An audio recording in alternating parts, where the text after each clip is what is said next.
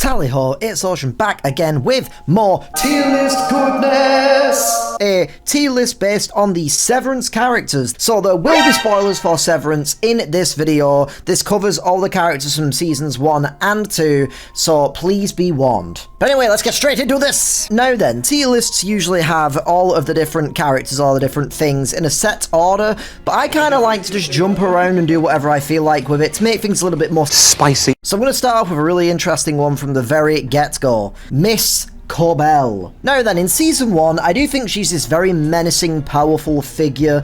You don't really know what the hell she's up to. She's like spying on Mark. She's like praying to this altar of Kier, and it's very, very strange. But season 2 added a lot to her character. And after this, I kind of see her in a different light. I see her as someone who has been betrayed and screwed over by an institution of sorts that she believed in. So, I'm going to put Miss Cobell in A. Devon, her baby is in the tier list. Not sure why. Baby's cute. S. Next up, it is Mark's kind of love interest in season 1. It doesn't end up working out in the end, but I thought she was quite a sweet character. I thought she was really nice. She put up with a lot of outie Mark's bullshit.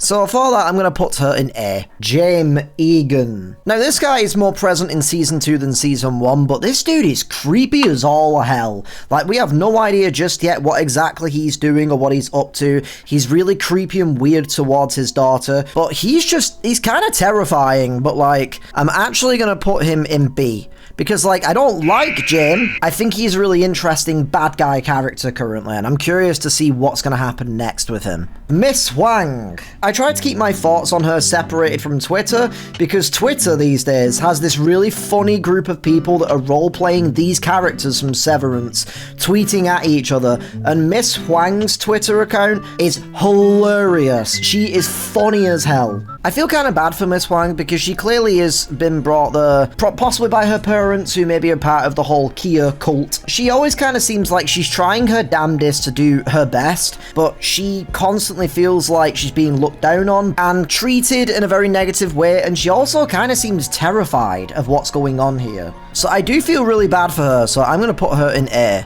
Rickon Stark. I mean, Rickon from Severance. And I'm putting him in F, because I hate this guy. He's annoying. He's the worst. To go along with Rickon, because these other characters are also really annoying, I'm going to be putting Rickon's friends in with him as well. There's this guy. He seemed like kind of a douchebag. There's this lady that talks about how she's got small eyes. This lady, who I don't even really remember half of these. I just remember him and his friends being all really annoying.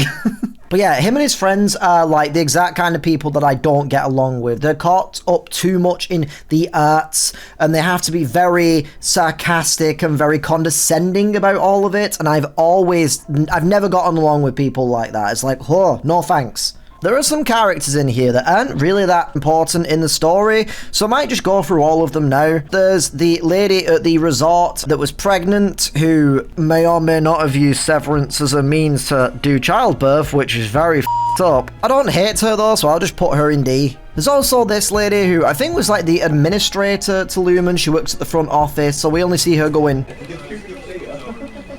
Yeah, okay. So that's all she basically kind of does, so I'm just gonna, I'm gonna put don't know for her. I don't know how I feel, because she's just kind of there. This lady who works alongside Bert and his team, she seemed pretty chill. I'll just put her in C though, because I don't really know too much about her as an actual person. She's kind of just on the side of things. I also forgot to add this lady's husband, who I'm pretty sure was this guy. He can go alongside her as well. I don't know. I feel much more interested in her than him. I just get the feeling and the vibe that he's probably an asshole, but I don't know, so I'm just going to put them in D. You know what? No, I'm changing my mind on this. I'm putting these in don't know, because we don't really know much about any of these characters. All we know is this lady gave birth to a child, and that was about it. Petey's wife, we don't really get to know too much about her either, so putting her in don't know. One of the guys that Mark gets angry at because they're like, yeah, screw Severance in the streets, and he like yells at them a bit. I'm going to put them in don't know. Natalie. Natalie is this very strange character to me, because she comes across as very pretentious, very condescending towards Mr. Milkshake, and she kind of seems like she's all on board with the board,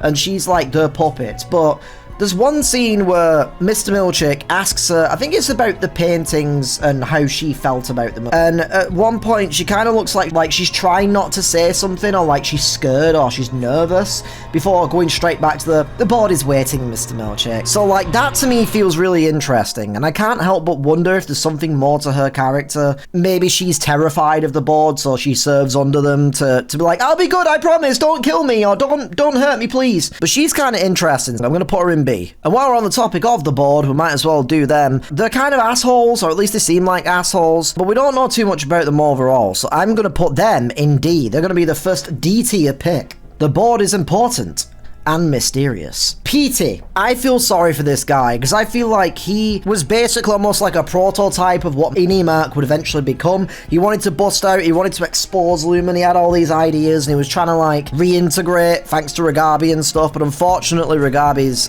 experiments with him did not go very well, and he ended up dying. So I really felt for Petey. So I'm gonna put him maybe in B.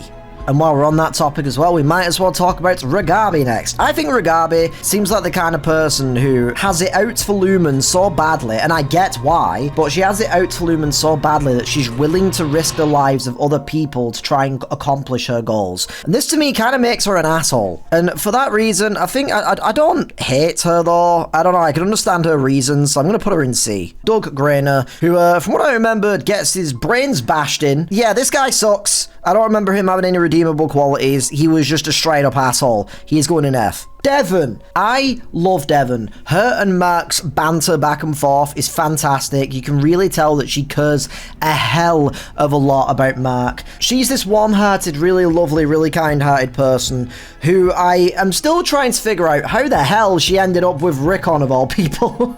How did that happen? Love Devon. She's one of the goats. She's right there with her child. Hell yeah. Mother and child reunited. You love to see it. Dario, gonna put him maybe in don't know, because I don't really know how I feel about this guy. And then there's this girl who was like a big fan of Mark. I know her from Arrested Development, loved her in that show. She was kind of fun, she was kind of interesting, but when she realized she got betrayed by Mark, she was like, wow, you fucking suck, dude. I understand where she was coming from. She was okay, so I'm gonna put her in C. The older guy he was the Irving of the group. I kind of thought he was funny. You know, he kept asking Miss Huang why she was a child. I kind of liked him, even though he was the corporate kiss ass, so I'm gonna put him in B. Petey's daughter. She is anti-Lumen, she's in a punk band, she's pretty cool. She was kind of cool, but we don't know too much about her overall, so I'll put her in C. Goat Man. We don't really know too much about him, but he felt sad about the goats, so I'm just going to put him in C. Bert Outie. There was the big reveal that Bert's Outie was actually like a common thug for Lumen who would drive them somewhere, knowing full well that these people were probably going to be killed or like murdered or were going to disappear in somewhere. And he decided to create a severed version of himself so that he could feel good and have a pure version of him, an innocent part of himself. I do kind of like the fact that it feels like even though I think he was ordered to take out Irving's Outie, he didn't do it in the end. He told him to leave, he told him to get out of there in a very, very touching but very sad moment. And that for me makes me think that he's very regretful of his past. He hates the person that he became and that what he did, and he kind of wants to maybe make amends for this in some way, but he doesn't know how. So for that, I'm gonna put him in A. Outie Bert's husband, who seems very angry at Outie Bert because like Innie Bert had the romance and stuff and it's really awkward. I can understand why he's angry, and some of the stuff he said may have been justified, but I also felt like he was being an asshole about the whole situation, so I'm going to put him in D, because I wasn't the biggest fan of him. So, we already talked about Outie Bert, so we've got to talk about Innie Bert. This guy is a sweetheart. He's lovely, he's chill, he gets excited very easily about stuff, just like Irving does to do with corporate company stuff or whatever. Their romance was absolutely adorable, and I loved the pair of them, and really, really would love to have some sort of twist where, like, Innie Irving and Innie Bert still exist, and they can come back and be together. I'm probably just huffing on that copium right now, but I would love to see that. S tier. Gotta talk about my boy Irving. At first, in Season 1, I didn't like this guy because he was clearly the corporate kiss ass that got really excited about like the new textbooks and stuff like that. But as time went on in season 1, that became sort of endearing. It was kind of adorable. He was like a kid at Christmas excited over the new Nintendo 64, you know? His transformation in season 2 to purely questioning the company, being against Lumen and doing whatever he can to like kind of take them down, and his out or potential death, he might not be gone just yet. Oh, that made me really sad. I cried. I admit it, I cried. Bro was a legend. He belongs right next to Bert. Outie Irving, who seems to kind of mirror a lot of Innie Irving. One of the things I really love about this show and what they do is that they have like the Innies and Outies almost reflecting each other in a certain way. Like they've got similarities, but they're very different at the same time. Rebel, anarchist, Outie Irving, who's clearly investigating Lumen and wants to like take them down or something. Being like the company kiss ass inside Lumen as his Innie is kind of hilarious. You know, it's really, really interesting. But yes, I feel like there's still stuff to learn about Outie Irving. I feel like he's going to come back in season 3. But I loved Outie Irving as well, but not quite as much as Innie Irving. So just like his Outie in the A tier, they're together again. I didn't even realize I just did that. Outie Dylan. This guy, I feel for him. He's trying his best in life. He's just had a really rough time with things. His wife also cheats on him with himself at one point. That's awkward. But I do kind of feel for this guy. With the letter at the end towards Innie Dylan being like, I hope one day she sees in me what she sees in you. It was kind of nice. Like, I feel for Outie Dylan. I understand where he's coming from. He's had a rough time of life and he's really struggling and he just wants to accomplish things. He wants to feel accomplished and feel like he's doing good in the world. So I'm going to put him in A. However, my boy Dylan G on the inside, bro's a legend. Put him in S tier. I love Dylan G.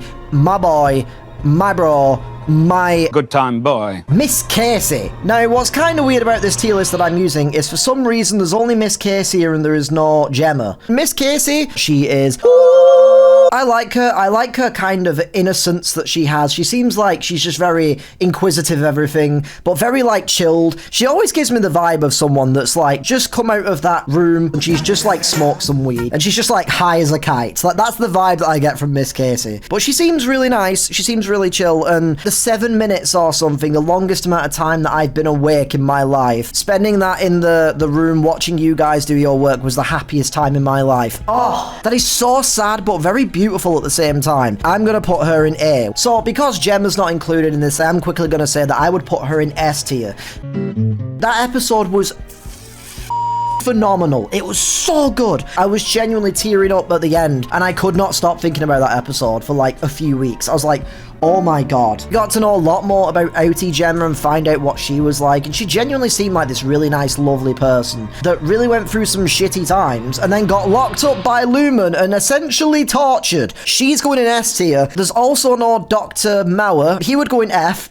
That guy, he's creepy as hell. Cecily, she's like the nurse that works with Dr. Mauer. She's the one that's like, go to hell! Hilarious scene. I'd just probably put her in D. I don't hate her. She's probably just doing her job. I don't know. She still works alongside Dr. Mauer, so I would put her in D tier. Innie Helly, I wish her nothing but the best. She's great. She's awesome. She's kind of the catalyst that gets Innie Mark and the other Innies to start questioning their surroundings. She's like the firecracker of the group, lighting a fire under everyone's ass. And I think she's fantastic, but I also feel incredibly bad for her in the position that she's been put in, especially knowing full well that her outie is actually an Egan. She can go right next to Dylan, looking like she's judging Dylan for some reason, like, really bro? Goated. Helena Egan. I feel kind of bad for her a little bit. She's manipulative, she's kind of an asshole.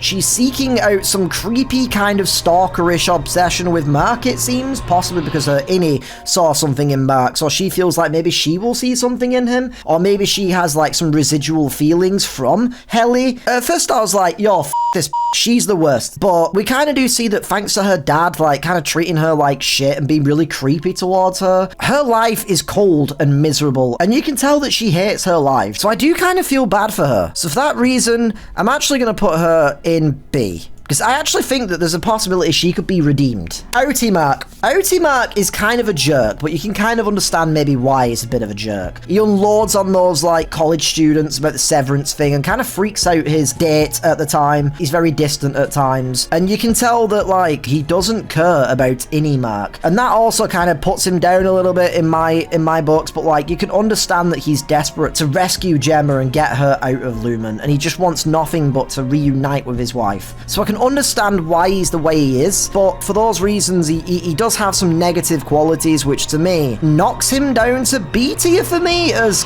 possibly controversial as that choice is. Inimark, he's the better Mark, in my opinion. He's the cheery, full of joy Mark, who occasionally has some of the dick-headedness of Outie Mark that kind of pushes through a little bit there. But to me, Inimark is the better Mark, and he deserves to be up there with his gal, with his love, with his beau, S tier. So once again, this tier list is a little bit weird. They didn't include Gwendolyn Christie's character. I think she was called Lorne, like the goat lady. The iconic scene in season 2 where she's got like the blood on her face and she's like smiling. Oh, such a great scene. She's fantastic. She's kind of more of a side character though, and I think for that reason I would probably put her in maybe A tier. We don't know too much about her, but I also feel like she's so cool and badass that I can't bear to put her in B. So A tier it is. Gretchen, I would put her in B tier because she was an interesting character. You can understand that she's kind of seemingly kind of fallen out of love with her husband because like times are tough and the spark between them has kind of faded away a little bit, but it's been reignited through Innie Dylan because she sees like the Dylan that she used to know in Innie Dylan. It's kind of interesting, and I can at least say I respect the fact that she was completely upfront with Outie Dylan and just told him what happened and explained everything instead of keeping it a secret for too long. I do kind of respect that. She did still cheat on him though, which is kind of fucked up, so I would probably put her in B. Now then, the final character. This guy's the GOAT. He absolutely steals the goddamn show, and there's so much great acting in this and has some of the most iconic scenes in the entire series, and that guy, of course, well, my milkshake brings all the boys to the yard and they're like, he's in S tier. S tier, absolute, and I'm putting him right at the front. He looks like he's gonna murder that child. And the actor that played him, give him all the flowers because this guy is absolutely incredible and I love every second that he is on that screen. He's so good. And there we go. All the characters, or at least all the characters that are on this tier list, have been ranked. Now, just for a bit of fun as well, because I don't see this being something that I could turn into a whole video, I have another tier list prepared for Severance, which is the ships. First off, Rickon and Devon. No, because Rickon sucks and Devon can do better. One of them is the idea that Devon is actually gay. I have no problem with the idea of if she actually was gay. I just don't think there's any evidence there to actually properly support that. But I'm open to the idea. I'm completely cool with it. Inimark, Innie, Helly. I love these two. They're adorable. They're so like cutesy and they're so adorable. It's literally like watching two teenagers falling in love for the first time. Like, oh, that's really sweet. That's how it kind of feels with them, and I love them so much. I don't know why this is one, but Inimark and Outie Helena, no fucking thank you. That's a terrible ship. Not a fan of that. Not a fan of that one single bit. Inimark and Miss Cobell. No thanks. Inimark and Petey. If that actually was a thing, that would be kind of adorable. I'll put it in A. It's kind of crazy. It's kind of weird. I don't see any evidence of that. I feel like they were just friends, but like that actually would be really cute if that could have happened. That would have been kind of a plot twist. The next one also is hilarious, which is Inimark and Mr. Milchick. I ship it. I ship it. Let's go. Outie Mark and Outie Helena. That would actually be really interesting, but like if Outie Mark and Outie Helena became a thing with Inimark and Innie Helly being a thing, that'd be kind of weird but kind of cool at the same time. I could see it happening. I could see it maybe happening. That's a B tier for me. I'm kind of unsure about that one. Miss Cobell and Regabi. No. Also now kind of looks like Miss Cobell and Miss Cobell dating each other. I feel like that would be a perfect ship. Outie Mark and Gemma. After that episode, that Chakrai Bardo, I need them to just have the happiest ending of all time. Right at the front. Excuse me. Thank you. Dylan, G, Innie and Gretchen, they're kind of adorable. Can't deny it, but like it's a bit problematic problematic, so I'll put it in B. Outie, Dylan, and Gretchen, their relationship is problematic, but I hope for the sake of their kids and stuff, they manage to work stuff out. So I'm gonna kind of put that at A tier. Outie, Bert, and Outie, Irving. Ship it to the moon and beyond. And I'm also including Innie Bert and Innie Irving. They're adorable in both iterations of themselves. They're just the cutest ever. I just want to pinch their cheeks. Innie Mark and Innie Helly with Outie Mark and Outie Gemma, but Miss Casey with Outie Helena.